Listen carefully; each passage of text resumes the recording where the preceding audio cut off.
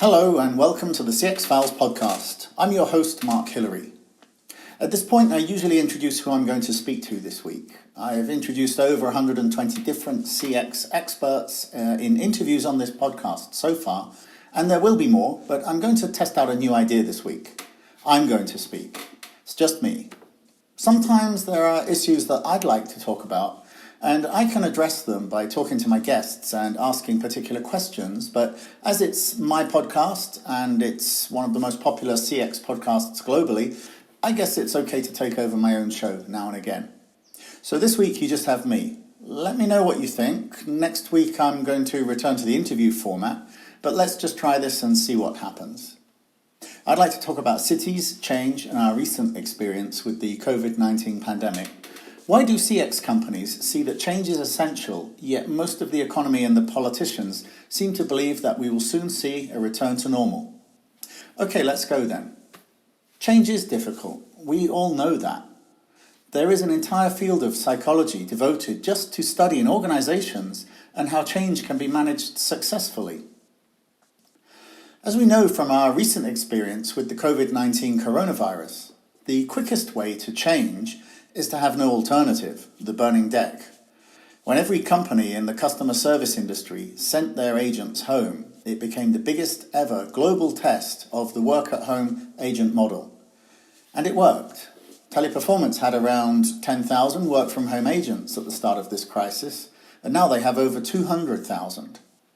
I also haven't heard of any data security disasters from any of the major BPOs, so it can clearly be argued that using work-from-home agents has been proven to be safe.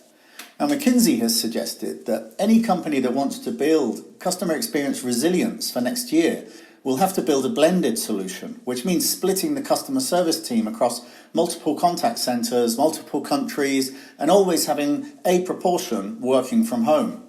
And that proportion is going to vary. Some clients may be happy to be 100% work-from-home agents, and some will want to only have the work-from-home element as insurance against a future problem. I mean, perhaps COVID-20 will arrive as soon as we get a vaccine for COVID-19.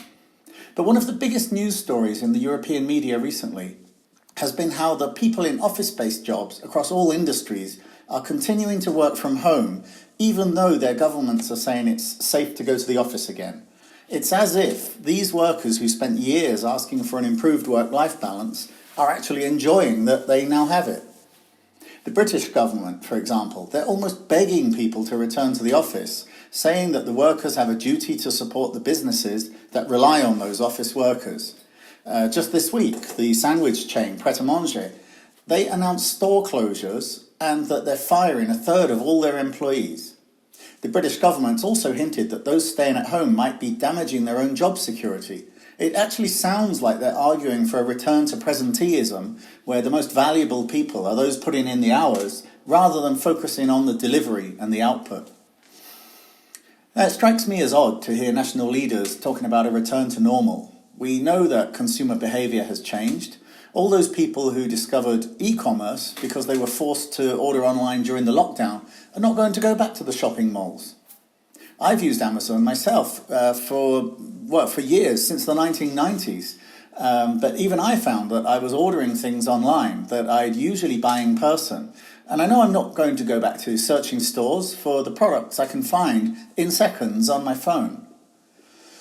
Nobody really knows where the chips are going to fall with this. President Trump is promising a vaccine for COVID-19 before the end of the year, but we all know that he has to make a pitch like this because it's an election year.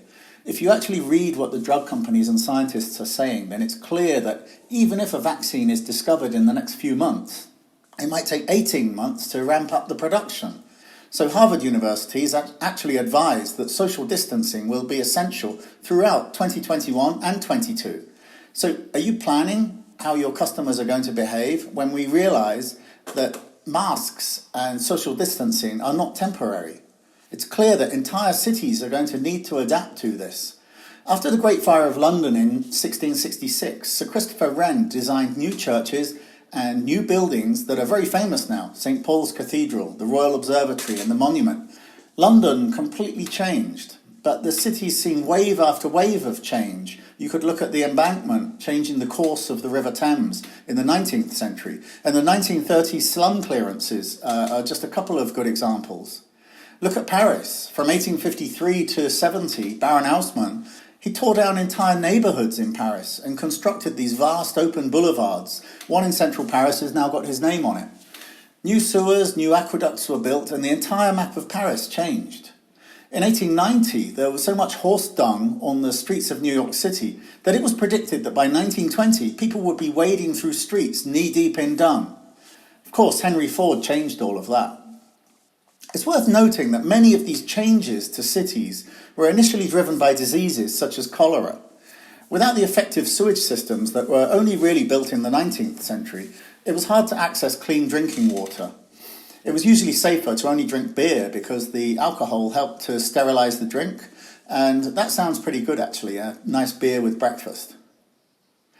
Now the cities that we know and love will have to change again.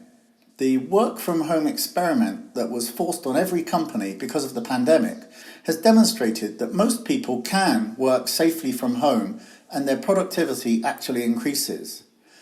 Of course, this isn't true for everyone. Those caring for kids or relatives or those in cramped accommodation do need a separate workplace. But this leads us to the blended workplace situation that's already being designed by most customer service companies. The big players like Sykes and Teleperformance, for example, I'm sure that they are now designing solutions that allow agents who want to stay at home to be able to stay at home, and then those who need a workplace will be able to use a contact centre. But maybe those contact centres in future are going to change, and we'll see a larger number of small centres scattered throughout cities rather than the big aircraft hangars with thousands of seats that we're used to. Companies like Live Exchange are suggesting that gig CX is the way to go, using the gig economy model. Discard the contact centre entirely and use cloud-based software to create virtual contact centres that's staffed by agents, all working from home. It's an attractive idea because it finally answers the Black Friday problem of seasonality. How do you scale up your team by 300% just for 2 weeks? And just today I spoke to the team at Transcom, really just before recording this podcast, and they're now promoting an interesting kind of middle way. They have agents that can be working at home or the contact centre, but importantly they're trained to work for several different clients. So they can receive customer calls or messages from many different accounts throughout the day. This allows them to bill the client by each engagement rather than paying somebody to work an 8-hour shift, whether they're busy or not. They're calling this their flex model, and it's an interesting idea because it offers the flexibility of gig workers, but the workers are actually kept in-house, so training and quality can be more tightly controlled. There's no question that we're going to see a wave of innovation and digital transformation in CX over the coming year. The work-from-home experiment has proven more than just the possibility of hiring agents to work from home. It's going to lead to changing employment models like gig CX and a greater focus on domain knowledge.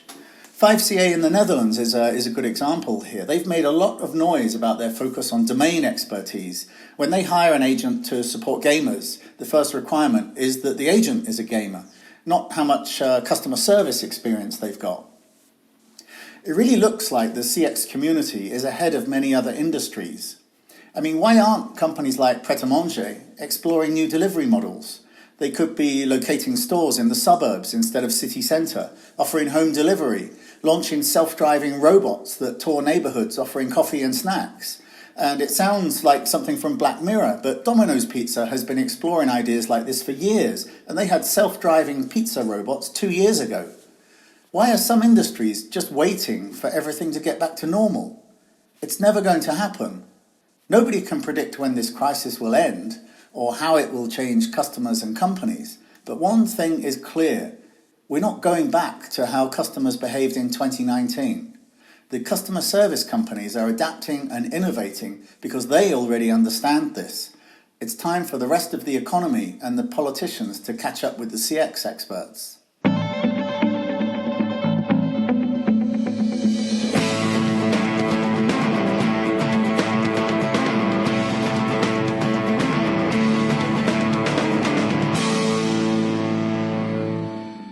Thanks Thanks for listening to the CX Files podcast. Please take a moment to review the podcast because this helps other listeners to find it. And if you have any suggestions, then get in touch with me on Twitter or LinkedIn. I'm at Mark Hillary with 2 L's, or just search Google for Mark Hillary.